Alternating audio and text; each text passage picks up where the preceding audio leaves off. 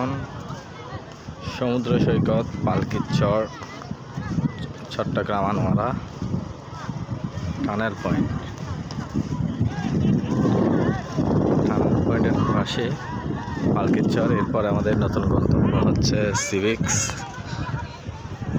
এখানে সব কিছু বড় বড়। ওই বন্দরের জন্য সব বড় বড় জাহাজগুলা ভিড় করতেছে বন্দরে মাল ঢুকানোর জন্য।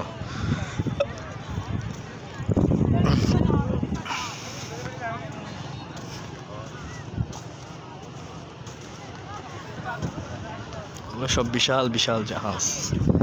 মোবাইলে কিন্তু ছোট দেখা যাচ্ছে, কিন্তু এখানে কিন্তু বড় বড়।